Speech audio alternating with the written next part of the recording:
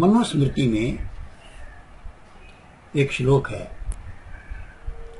उसमें धर्म के लक्षण बताए हैं और वो श्लोक है धृति क्षमा दमोस्तेयम शौचम इंद्रिय निग्रह धीर विद्या सत्यम अक्रोधो दशकम धर्म लक्षण। तो समाज यानी मानव समाज जो है वो कैसा चाहिए? तो मानव समाज में से ये 10 लक्षण जो हैं, जिस समाज में से ये 10 लक्षण प्रकट होते हैं, दिखाई देते, आपको दिखाई दें, तो ये समझो कि वो समाज जो है धर्मानुसार चल रहा है। अब वो लक्षण क्या है? धृति यानी धैर्य, तो लोगों में धैर्य होना चाहिए। क्षमा, लोग एक दूसरे को क्षमा करने की भी उनके अंदर वृत्ति हो। दमः, अस्तेय, दमन करना यानी अपने ऊपर नियंत्रण करना। अस्तेय, चोरी ना करना। शौचम, स्वच्छता। इंद्रिय निग्रह, अपने इंद्रियों पर नियंत्रण करना, इंद्रिय निग्रह। धीर विद्या, धीर यानी बुद्धि, लोग बुद्धिमान हो, मूर्ख ना हो। धीर विद्या, विद्वान हो, विद्या प्रकट होती हो उनके वाणी से, व्यवहार से। धीर विद्या। सत्यम, सत्य बोलने वाले हों। अक्रोध हो, क्रोध ना करने वाले। दशकम धर्म लक्षण। ये धर्म के 10 लक्षण हैं।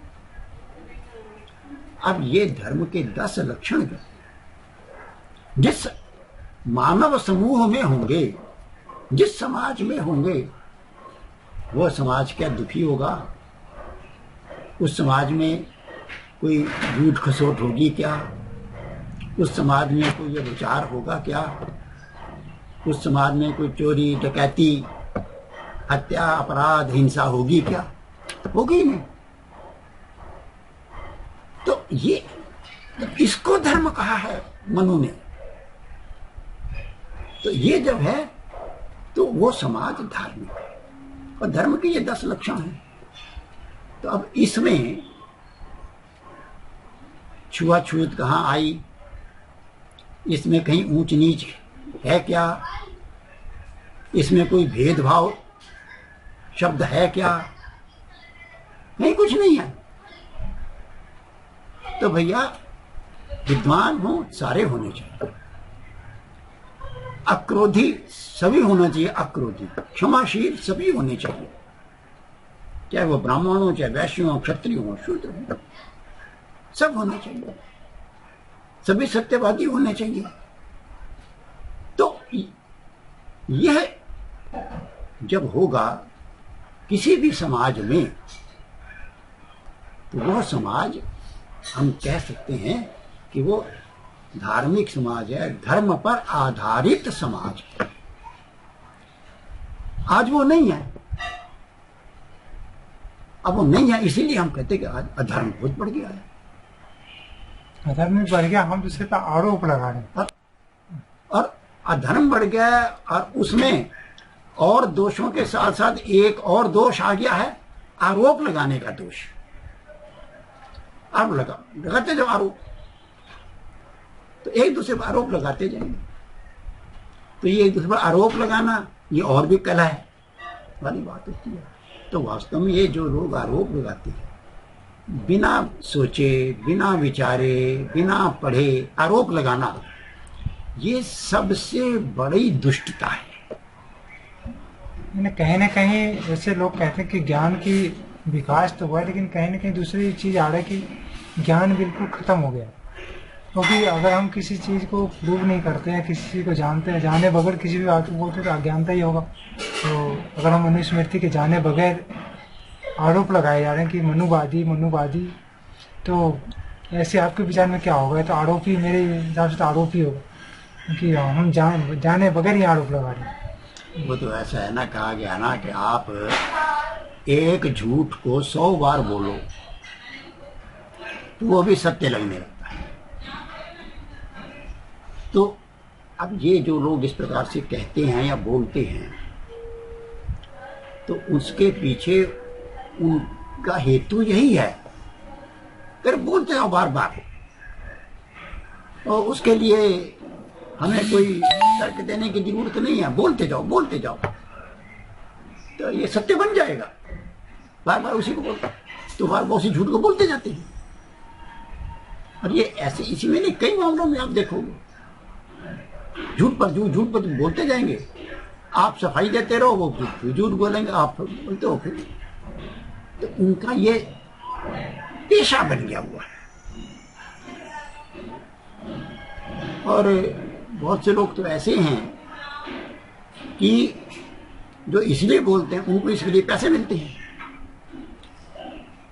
किसी ना किसी, कोई ना कोई, देखो इस दुनिया में कई प्रकार की शक्तियां हैं, और उनमें से कई शक्तियां ऐसी हैं जो भारत को और भारतीय समाज को, भारतीय समाज मतलब हिंदू समाज को जो है फलता फूलता नहीं देखना चाहते, क्योंकि उनको ये पता है कि ये इस समाज में जो सारी अवधारणाएं हैं वो वैज्ञानिक हैं।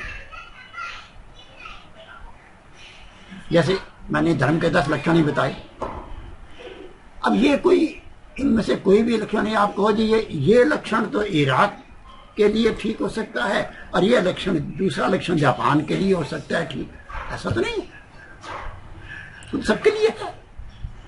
और ये सबके लिए 10 के 10 ही हैं। ये भी नहीं आप कह सकते कि नहीं चलो इसमें से 5 तो हमारे लिए ठीक हैं और 5 हमारे लिए ठीक नहीं। जो लोग ये आरोप लगाते हैं उनसे भी अगर आप ये बात कहो कि भैया अच्छा ये 10 बातें हैं, आप ये बात उनको ये मत बोलो कि ये मनु ने ऐसे बताए हैं, आप मनु का नाम मत लो। अब यार ये 10 चीजें हैं, ये 10 चीजें होनी चाहिए कि मुझे, वो भी कहेंगे हाँ होनी चाहिए, वो भी समर्थन करेंगे। तो बिना मनु का नाम ले अगर आप उनके सामने ये 10 चीजें रख दो, वो समर्थन करेंगे। मनु का नाम आते बस वो हो जाएगा, मनुवादी हो गए। तो क्योंकि उसके पीछे उनका हेतु है, क्योंकि हिंदू समाज के ऐसी चीजें बोलते जाओ, दोष दोष दोष दोष दोष, तो अब वो आपको दोष दिखाई देगा। लेकिन देखो जो प्रकृति है, प्रकृति में सब प्रकार की वस्तुएं हैं, अच्छी से अच्छी वस्तुएं भी हैं और खराब से खराब वस्तुएं भी हैं। प्रकृति ने सोना भी बनाया है, प्रकृति ने लोहा भी बनाया है। अब आप तुलना करने लग जाओ सोने और लोहे की, तो तुलना कर सकते हो, लेकिन सवाल यह है कि तुलना करते समय आपका हेतु क्या है, ये बड़ा महत्वपूर्ण है। तो अगर आप एक जहाज बनाना चाहते हैं, तो अब जहाज के लिए सोना ठीक है या लोहा ठीक है? लोहा ही लगा। तो आप सोने का अगर जहाज बनाओगे तो चलेगा नहीं, इसके लिए आप लोहे को, लोहे में भी फिर आप ये देखोगे कि ऐसा चाहिए जो हल्का हो। तो जहाज जो है, जहाज के बारे में सीधा सा एक सिद्धांत है कि उसको तो आकाश में उड़ना है, तो उसका वजन जितना कम होगा उतना वो सफलतापूर्वक उड़ सकेगा, भारी तो नहीं उड़ेगा।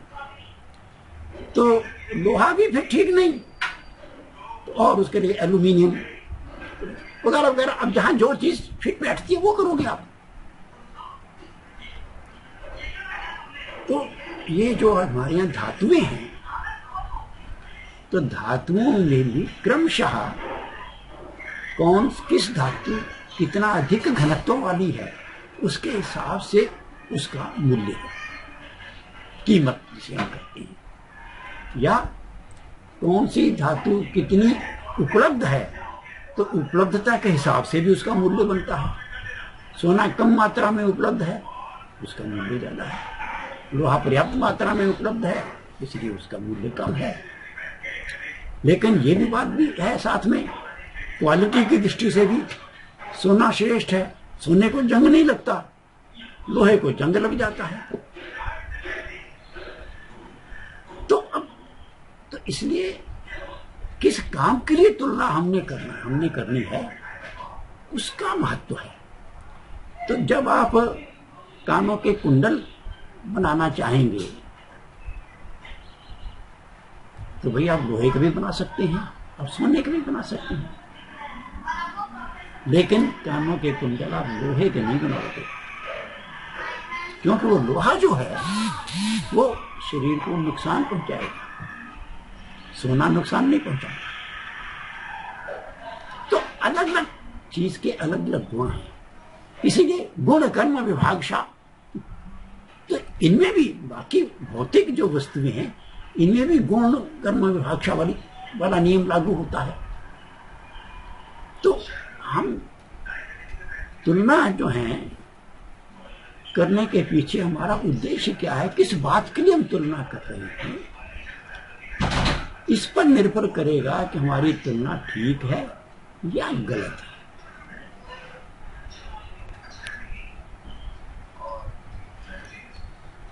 अंत में एक बार फिर से आप उन लोगों को क्या कहना चाहते हैं जो मनुवादी को इसे समाज के लिए संयंत्र या तोड़ने वाले बताते हैं, एक लाइन में? भैया मैं तो ऐसे लोगों को यही कहूंगा, भाई जो हमारे धर्म ग्रंथ हैं उनको मौलिक रूप से पढ़ो, उनके अनुवाद मत पढ़ो, तो उनको मौलिक रूप से पढ़ो। और मौलिक रूप से पढ़ने के बाद फिर आप अगर इस निष्कर्ष पर पहुंचते हैं तो मुझे कोई आपत्ति नहीं। आपने मनुस्मृति के बारे में जानना है तो मूल मनुस्मृति पढ़ो, मूल संस्कृत में। वही बात है, फिर वो समझेंगे कैसे? अब समझना है तो पढ़ना पड़ेगा। भाई जिसके विषय में बात कर रहे हो, आप जब तक उससे मिलते नहीं, उससे बातचीत नहीं करते, तब तक आप कैसे उसके बारे में ठीक जानोगे? ऐसी है, वही बात ग्रंथ में भी लागू होती है। तो थर्ड व्यक्ति ने, फोर्थ व्यक्ति ने, फिफ्थ व्यक्ति ने बता दिया हमें कुछ भी और हमने उसको सत्य मान लिया, तो ये तो भाई गलत है ना। तो इसलिए वो नहीं है। तो अगर मुझे लगता है मनु ठीक नहीं है तो तरीका ये है कि मैं पहले मनु को पढ़ूं तो सही, मनु का इतिहास पढ़ूं, मनुस्मृति पढ़ूं, उसके साथ केवल मनुस्मृति पढ़ना पर्याप्त नहीं है, मनुस्मृति पढ़ूं और मनु के विषय में जिन जिन ग्रंथों में उल्लेख है, जिन जिन पुराण, उन पुराणों को पढ़ूं कि मनु ने किया क्या। लगभग सभी पुराणों में मनु के बारे में है, मनु के बारे में है। हाँ। तो कई आलोचनाएं ऐसी भी आती कि मनु बाद में आया, जैसे अलग अलग। अगर ऐसा है तो फिर 5000 साल पहले की मनु स्मृति। देखो भैया, ऐसा है कि हमारे यहाँ मनु कई अर्थों में आया है, हर शब्द के कई कई अर्थ हैं, तो मनु भी कई अर्थों में, कई रूपों में आया है। तो एक तो मनु राजा के रूप में, प्रथम राजा। एक मनु आया है, उसका संबंध सृष्टि से है, मनु और शत्रुपा। एक मनु का संबंध है काल गणना से, यानी वो भी संबंध सृष्टि से ही है, क्योंकि सृष्टि से काल आरंभ हुआ, तो इसलिए काल गणना से है। तो यह है कि भाई 14 मनवंतर होते हैं, उसे मनवंतर भी कहते हैं, उसे मनुकाल भी कहते हैं। एक मनवंतर में 71 चतुर्युगी होती हैं। एक चतुर्युगी में 4 युग होते हैं, सतयुग, त्रेता, द्वापर, कलयुग। तो इस प्रकार से ये युग, फिर चतुर्युगी, फिर मनवंतर, और ऐसे 14 मनवंतरों का एक कल्प। और ये जो एक कल्प जो है, एक कल्प ब्रह्मा का एक दिन और दूसरा कल्प ब्रह्मा की एक रात।